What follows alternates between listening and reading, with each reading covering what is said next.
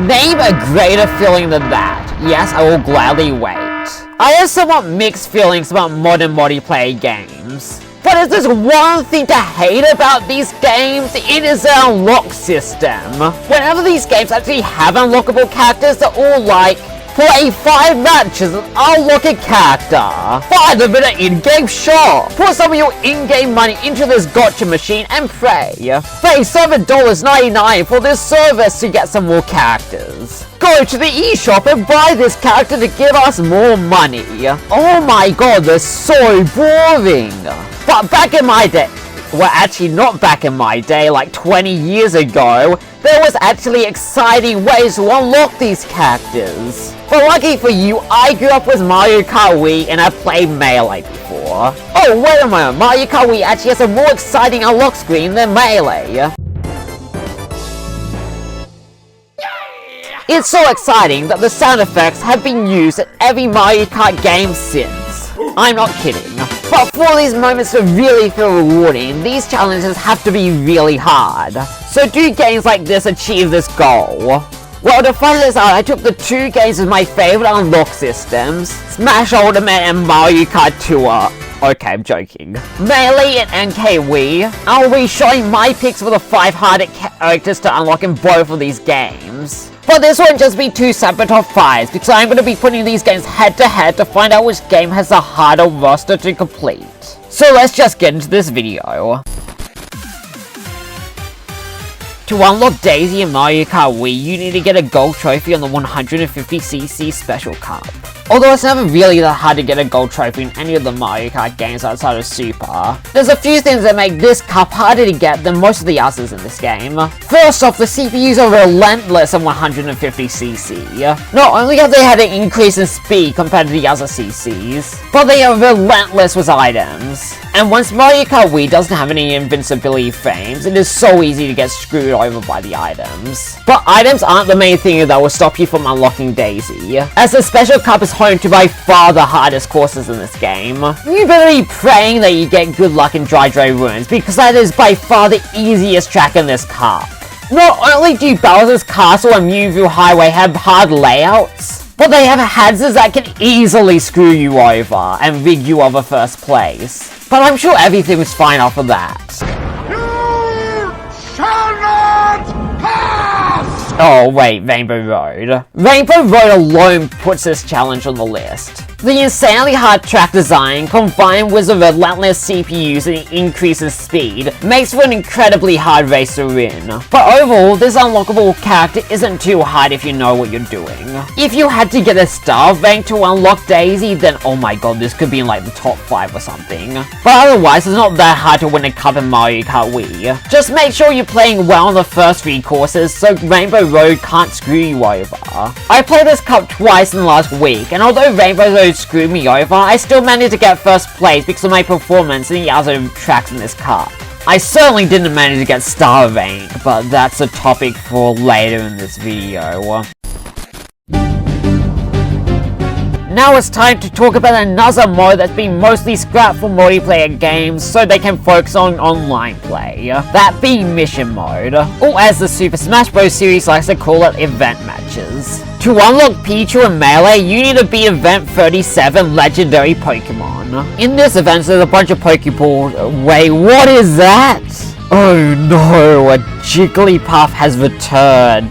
Well, this is my first Super Smash Bros. Video in like 2 years, and the last Smash Bros. Video was the last time I actually complained about Jigglypuff. But I hope you enjoyed your time off. Now I'm gonna be even more relentless with you because you are literally the most useless character in any video game. Anyway, the point of this event is that there's a bunch of Pokeballs that will fall as items. But the catch here is that only legendary Pokemon will be summoned from the balls. There are 4 wireframes and the worst character in the game fighting you, and they all have 2 stocks and you only have 1, because that's fair. FYI, Jigglypuff's only here to summon the Pokemon on the opposing team. This event sure can get overwhelming with the amount of Pokemons being summoned and how powerful the wireframes are, but there is a good way to get through this event. If you're able to KO Jigglypuff, which is harder said than done, with these Pokemon Wars out, then there will be no Pokemon fighting against you. This also gives you an extended time to grab the Master Ball to use against the wireframes. times. The issue is that it can get a bit overwhelming with everything going on, and it's somewhat hard to kill Jigglypuff, even if she is the worst character in this game. I don't care what the tier list says, it's stupid. But overall, with a bit of practice, you should be able to do this, although it will likely take multiple attempts. But with a bit of practice, you should have this event done in no time, and then congratulations, you've just unlocked the worst character in this game.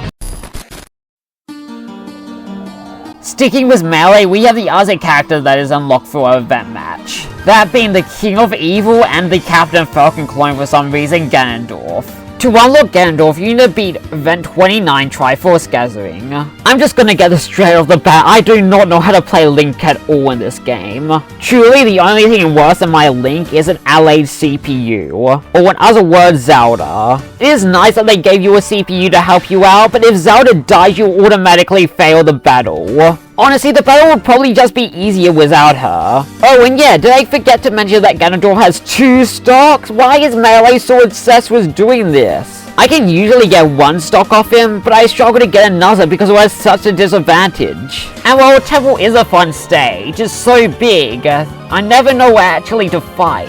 Oh yeah, when you do eventually defeat Ganondorf, you're put into another fight with him to actually unlock the character. It's like that was every character in the Super Smash Bros. Series, but it feels so cruel here because you just defeated him. At least they were generous enough to put you on Final Destination on another Zelda stage. Really, the only thing stopping this event from being harder is the fact that Melee has so many more harder events. In comparison, this isn't that hard, even if it's likely that you have to grind this event out for like an hour. Shining through at 7th place, we have the meta character's clone, Falco. To unlock Falco, you need to be 100-man Melee, which is a lot easier said than done. If you've never played Mob Smash before, basically it's just where you take on a bunch of weak enemies. And I mean weak, most of them can be KO'd with just 1 hit. But despite that, you will take a lot of damage throughout the match. It's not rare to get KO when you only have like 20 opponents left. But honestly, I usually don't survive that long. Maybe I'm just bad, but I struggle with 100-man Melee. I would have honestly put this a spot higher, but yeah. You know, I'm tired of Melee. Hopefully it won't be a mistake going back to Mario Kart Wii. At number 6, we have Bowser Jr. from NK To unlock the Prince of the Koopas, you need a star rank in all the cups in 100cc. No, this was a mistake, I want to go back to Melee. Fine, okay. If you've ever played Mario Kart Wii single player mode, you know how much of a pain these star ranks are. You need to play almost perfectly in all the races to get a star rank. Oh, what's this? You're on the final lap of the penultimate track and you get hit by a blue shell? Poor you! Go retry the whole cup again if you want that stupid star rank. Okay, before we get into this, let's look at how you get a star rank. Mario Kart Wii has a hidden point system which determines what rank you get. To get a star rank, you need to get over 53 points. To get 1 single star on your rank, according to this website, you are not allowed to bang into a wall more than 3 times. You're not allowed to bang into an obstacle more than 3 times. Points are deducted if you go off-road, and of course if you fall off a track, so good luck with Special Cup. And by the way, yes, Rainbow Road is a huge obstacle you have to overcome to unlock any of these characters. Well, at least the characters on this list. And that's already ridiculous, but it gets worse as the game expects you to front run for most of the race. You need to do that for 1 single star on your ranking, not even the full 3 stars. Now, 100cc is pretty easy, so you do have a bit of leeway, but you still need to play perfectly. If you're good enough with Mario Kart, you shouldn't have that big of an issue with this. But you have no shot of doing this all on your first go. But at least you unlock the best Mario character after you do this, so that's something.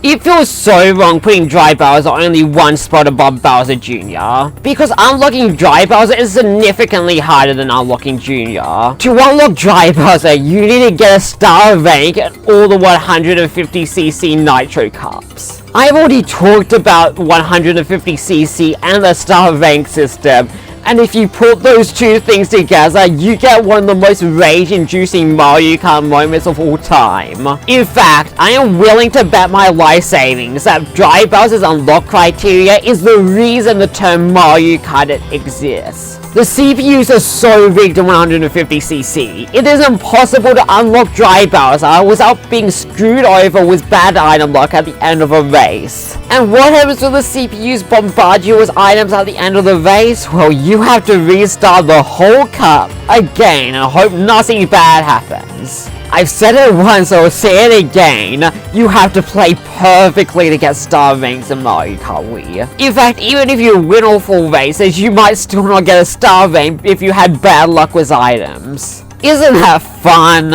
Also Rainbow Road. I don't hate Wii Rainbow Road at all. In fact, I'm probably the #1 supporter of the track. But in this context, Rainbow Road can be such a pain. This course does not play around, and you need to have muscle memory to be able to beat it. Keep that in mind for later. Anyway, I'm going back to Melee now. I don't want to play this anymore. Ah yes, Mewtwo the legendary Pokemon, and the only cat Pokemon in Super Smash Bros. To unlock Mewtwo, you have to play 20 hours of Versus mode. Wait, 20 hours, like a whole day of Versus mode. That's a bit obsessive, especially when the single player modes don't contribute to this time. The only saving grace that this unlock criteria gives you is that if you play with actual people, the time limit will decrease. So you can technically unlock Mewtwo in 5 hours if you have 4 friends around willing to play an outdated Smash Bros game with you. So at least Nintendo's being inclusive of people with actual lives, but clearly I'm not one of those people. You might just say this is time consuming more so than hard, but this is such a drag to do. I originally wanted to make this video back in 2022, but I was incapable of doing that because I didn't have Mewtwo unlocked. It wasn't until November of last year that I actually unlocked him. And I started this save file back in 2021. It took me 3 years to unlock Mewtwo. 3 years! In fact, clearly I did not spend those 3 years just playing Super Smash Bros. Melee, but my point still stands. But anyway, all I'm saying is that nothing in a video game should take 20 hours to unlock. Although in fairness, I do have over 20 hours in Ultimate, but let's not go there. Ladies and gentlemen, boys and girls, it's time to finally answer the question of what is the hardest character to unlock in Super Smash Bros. Melee. Clearly there's only one correct answer for this question, and that is, where is he? Oh wait, Mr. Game & Watch.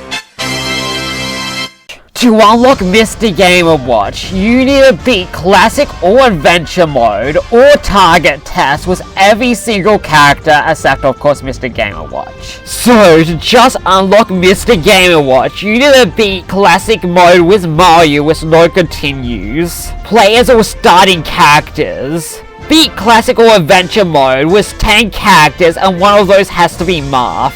Beat the first level of Adventure Mode with a 2 on the time limit. And then on top of that, you need to do all the conditions I just talked about for the Melee characters. And then once you've done all that, you need to clear one of the 3 single player modes with every character except for Mr. Game & Watch. Now, if you're smart and a completionist, which let's face it, if you're watching this video, you probably are, you should do this challenge in Target Test. And that's because if you beat Target Test with all the characters, you will unlock the Oatmeal stage. But I'm not smart, so I decided to do this challenge in Adventure Mode.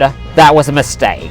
I believe I did this because I had already beaten Adventure Mode with quite a few characters, but oh my god, this was a mistake nonetheless. For the love of God, do not marathon Adventure Mode in Melee. It is so tedious because the level design is always the same. Now, it is hard to figure out how difficult this challenge is in Adventure and Classic Mode. Because while this challenge feels almost impossible if you're doing this on insane difficulty, you can also turn the difficulty to very easy, which makes this feel like a Kirby game. That's why characters like Young Link and Dr. Mario aren't on this list, because you can easily cheese the unlock criteria by decreasing the difficulty.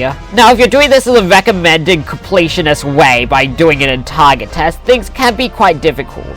target test takes quite a lot of puzzle solving, and some of the levels are generally hard. But at least after you beat target test with every character, you get a jam out to Gourmet Race. Oh, you also get a new stage and new character. But Gourmet Race, guys. Anyway, back to Mario Kart Wii. After I finish the 10-hour loop of Gourmet Race.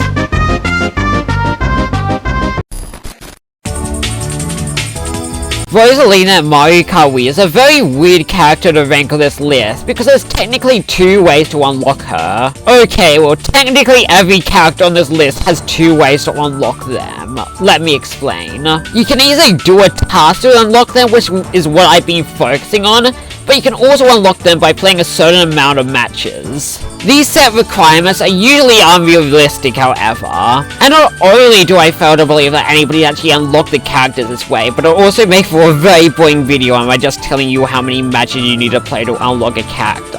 But however, Rosalina actually has a realistic set race requirement, if you've met another requirement. You can either unlock Rosalina by playing 30 races and having a save file of Super Mario Galaxy on your Wii, or you can get a star rank on every Nitro Cup in Mirror Mode. I think you can tell why she's hard to rank for this list, especially when it's impossible to guess how expensive Super Mario Galaxy will be in the future. But at the moment, a used copy of Super Mario Galaxy goes for a whopping $15. Well, I mean, I guess that's still more expensive than Steve, so bad Nintendo. How dare you make us get one of the best games of all time to unlock a character in Mario Kart Wii? Okay, jokes aside, when I first played Mario Galaxy, I completely sucked at it and thought the only good thing about the game was I got a free character in Mario Kart Wii with it. But now I know the game is one of the best pieces of art ever created, because it is. I'm not even being sarcastic. Go play it if you haven't. Like right now. But what if you don't want to buy Super Mario Galaxy? Well, then you have to get a star rank on every Nitro track in Mirror Mode. Isn't that fun? I have never attempted this, because I know that this would just bring pain to me. Your memory of each of these amazing tracks goes out the window when you're trying to do this. It's impossible to play perfect when you get choked up on which way to go because you're so used to the original track. And oh my god, don't even get me started on Rainbow Road. Not only does Rainbow Road in Mirror Mode make it almost impossible to get a gold trophy on the Special Cup, but it will be literally impossible to get a star on the Special Cup because of Rainbow Road. You know when I said it takes muscle memory to get through Rainbow Road? Well, your muscle memory goes through the window when playing Rainbow Road Mirror Mode. Everything you've known about this super difficult track just disappears. You have literally no hope of beating this track, especially coming first in it, which makes for a trial and error experience on 1 out of the 4 tracks of this one cup. It would be more easy to 100% Super Mario Galaxy to unlock Rosalina than do this stupid challenge. And yet, there is still one more character in Mario Kart Wii that is hard to unlock than a character that forces you to buy an entire game. Let's talk about them now. Oh my god. Would you believe me if I said that the hardest character to unlock in possibly any Nintendo game was a costume for your Mii? Well, that is indeed the reality of Mario Kart Wii's unlock system. Because Mii Costume B is one of the most tedious things to unlock in any multiplayer game. Because to unlock him, you need to unlock all 32 Staff Ghosts and Time Trials. Expert Staff Ghosts are the harder versions of Staff Ghosts, and they have some of the most ridiculous unlock criterias in any video game. To unlock Expert Staff Ghosts, it isn't just enough to beat the normal Staff Ghosts, but you need to complete the track in a certain time. So what that comes down to is learning every single part of the track, trying to find out what the best shortcuts are, and then, maybe then, you will stand a slight chance of unlocking them.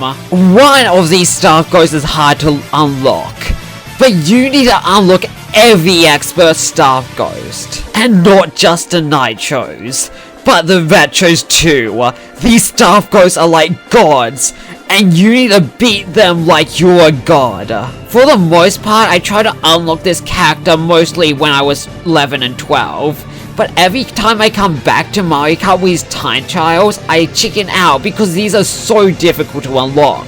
I actually did manage to get all the expert staff ghosts in Mario Kart 8 after so much practice and YouTube tutorials. But I did manage to do it, and I unlocked some gold part or something.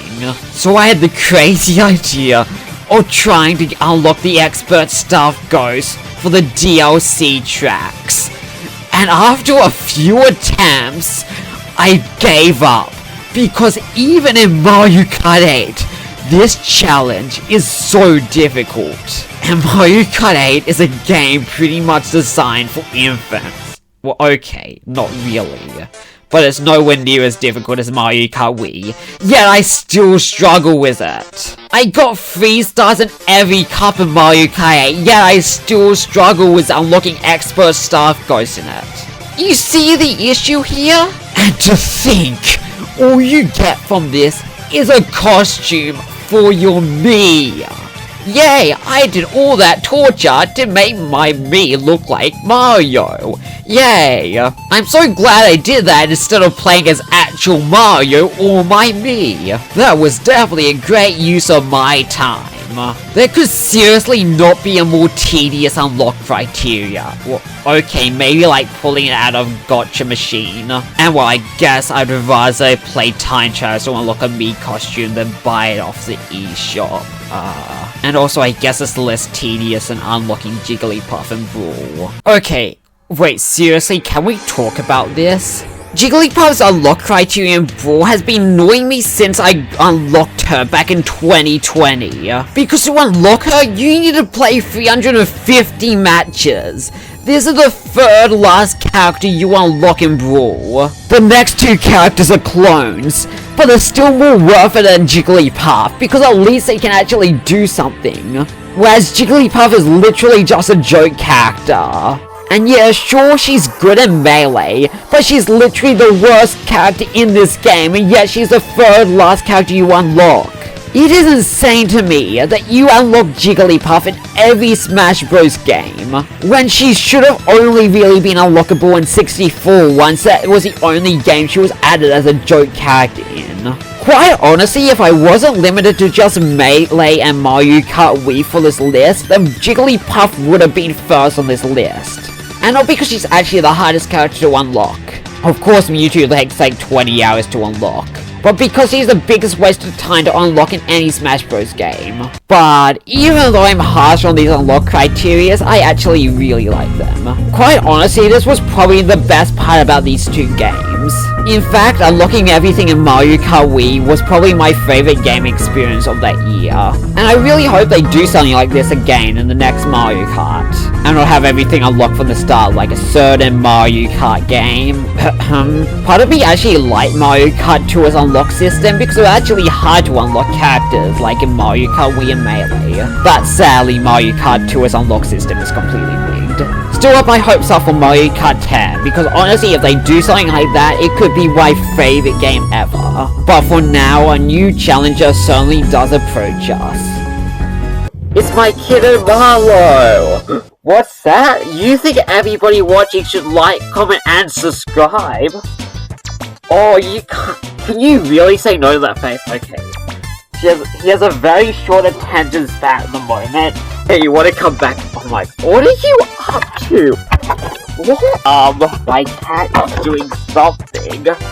But there should be videos on the screen and you should click them. Isn't that right, cute little kitten? Also, get me to 50 subscribers by the end of the year. If you do that, then something good should happen. You should unlock the elusive Mii costume C from the bars of Mario Kart Wii. Anyway, come and say bye, Marlo. Goodbye. Say bye. Aw, aren't you the cutest kitten?